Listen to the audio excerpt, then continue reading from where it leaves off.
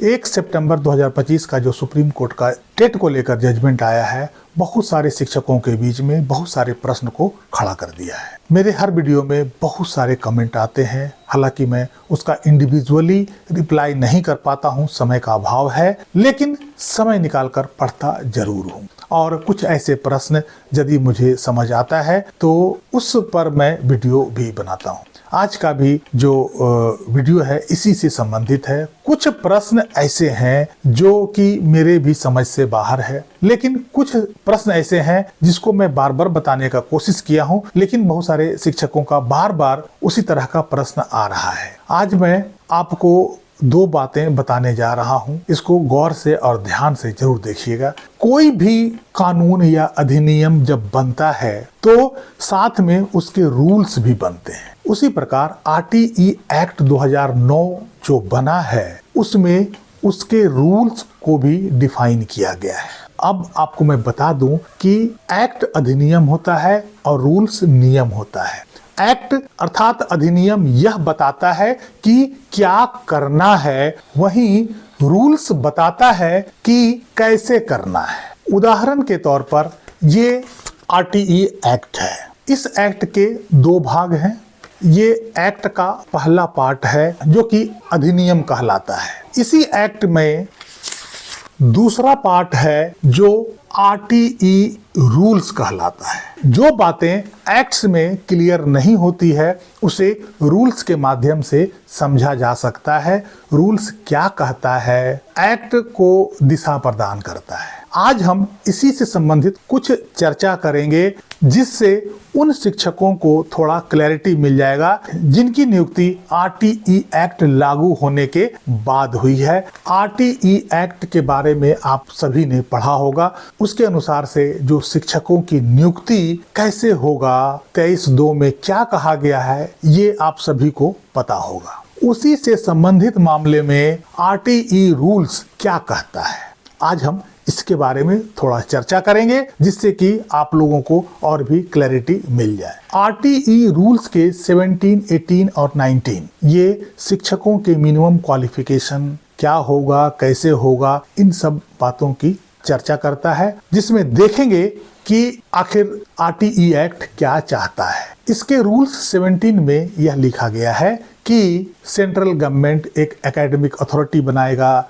जो यह डिसाइड करेगा कि मिनिमम क्वालिफिकेशन क्या होना चाहिए। अर्थात सेंट्रल गवर्नमेंट ने NCTE को यह भार सौंपा। उसके बाद NCTE ने जो मिनिमम क्वालिफिकेशन बताया है वो टेट है। रूल 17 सब क्लॉज 3 के अनुसार यह मिनिमम क्वालिफिकेशन अर्थात टेट जो NCTE द्वारा बनाया गया है वो सभी स्कूलों पर लागू होगा। रूल्स 18 में कहा गया है रिलैक्सेशन ऑफ मिनिमम क्वालिफिकेशन। इसमें यह कहा गया है कि RTE एक्ट लागू होने के बाद जिन राज्यों के पास एडिकेट क्वांटिटी में नई भर्ती के लिए शिक्षक उपलब्ध नहीं है, उस मिनिमम क्वालिफिकेशन को होल्ड करने वाला, यह जाहिर सी बात है कि जब कोई नया मिनिमम क्वालिफिकेशन होगा तो राज्यों के पास आखिर उस मिनिमम क्वालिफिकेशन को पास करने वाला शिक्षक नहीं होगा। ऐसे में राज्य सेंट्रल गवर्नमेंट से रिक्वेस्ट कर सकती है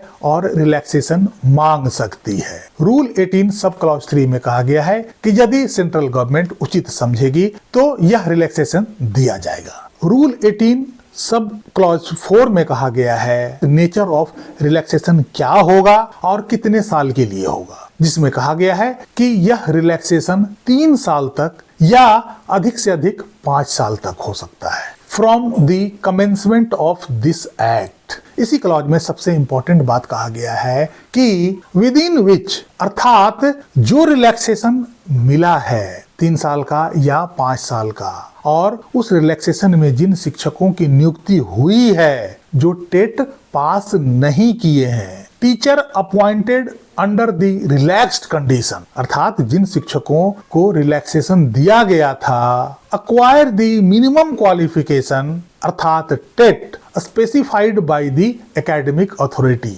अर्थात NCTE।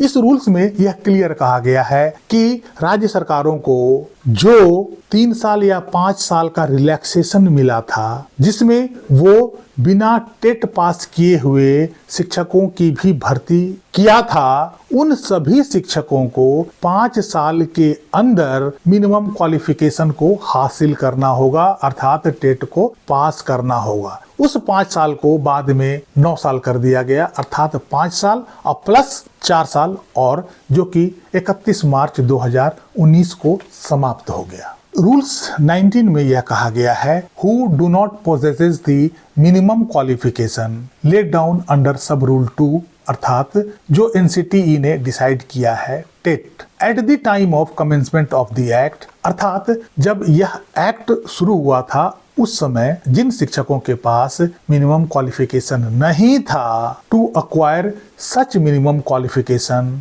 With in a period of 9 years from the commencement of this act अर्थात 5 साल रिलैक्सेशन सरकार ने पहले सब राज्यों को दिया, उसके बाद अमेंडमेंट में 4 साल और बढ़ा दिया, कुल 9 साल का समय दिया गया था उन शिक्षकों के लिए जिन शिक्षकों की भर्ती RTE एक्ट लागू होने के बाद हुई है अर्थात वैसे शिक्षक जिनकी नियुक्ति RTE एक्ट लागू होने के बाद हुई है, वे सभी शिक्षक बिल्कुल कंफ्यूजन में ना रहें कि उन्हें टेट पास करना है या नहीं करना है। मैं इस रूल्स के पेज को इस वीडियो में लगा दूंगा, आप लोग क्लियर इसे पढ़ लीजिएगा। यदि आपकी नियुक्ति RTE एक्ट लागू होने के बाद हुई है, उस रिलैक्स्ड पीरियड में हुई है जिसे कि सेंट्रल गवर्नमेंट द्वारा राज्य सरकारों को दिया गया है, ऐसे में आप लोगों को टेट पास करना अनिवार्य है। इसमें कोई एक्सेप्शन नहीं है, बल्कि टेट पास करने के लिए सुप्रीम कोर्ट ने 2 साल का जो समय दिया है उसमें आप लोग कोशिश करें कि टेट पास कर लें,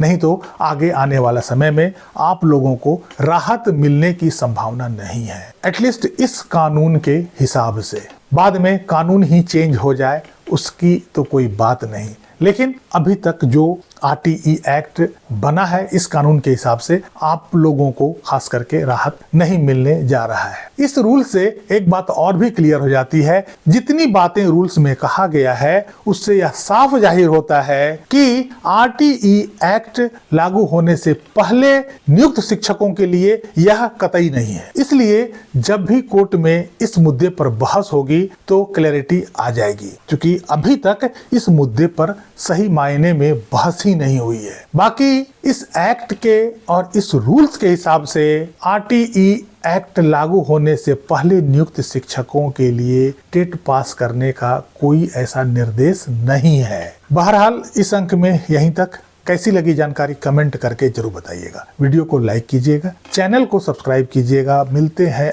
अगले अंक में, तब तक के लिए जय हिंद, वंदे मातरम।